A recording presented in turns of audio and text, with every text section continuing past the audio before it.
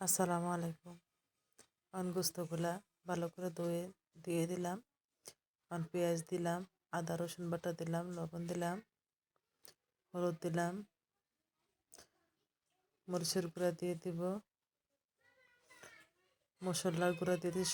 সব রকমের মশলা ব্লান্ডার করে নিয়ে একসাথে ব্লান্ডার করে সেই গুঁড়াটা দিছি। সরিষার তেল দিয়ে দিলাম,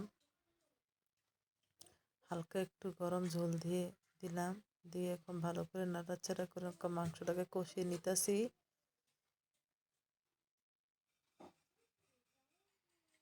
আর একটু জিরার গুঁড়া দিয়ে দিলাম, আলুগুলা দিয়ে দিতেছি। দিয়ে সুন্দর করে নাড়াচাড়া করে কষিয়ে নিব। কষিয়ে নিয়ে এখন গরম জল দিয়ে দিব।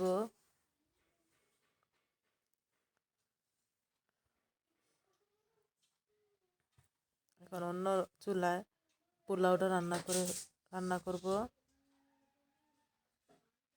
দিয়ে দিলাম সরিষার তেল, পেঁয়াজ। এখন দিয়ে দিব পোলার চালগুলা ভেজে ভালো করে। এখন দিয়ে দিছি কাঁচামরিচ, তেজপাতা,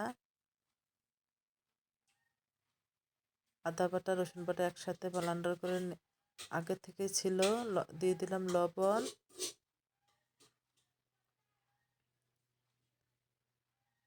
এরপরে গরম জল দিয়ে দিব।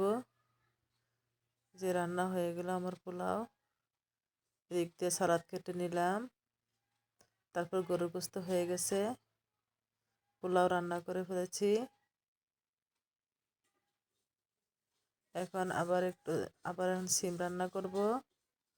এখন দিয়ে দিছি পেঁয়াজ পেঁয়াজ কাটা দিয়ে দিলাম, আদা রসুন বাটা দিয়ে দিছি, হলুদ দিয়ে দিব, লবণ দিয়ে দিব, কাঁচামরিচ দিয়ে দিব। এখন ভালো করে কষিয়ে হালকা একটু ঝোল দিয়ে দিছি। তারপর দিয়ে দিলাম সিমগুলা ভালো করে নাড়াচাড়া করে কষিয়ে নিব। তারপর দিয়ে দিব টমেটো।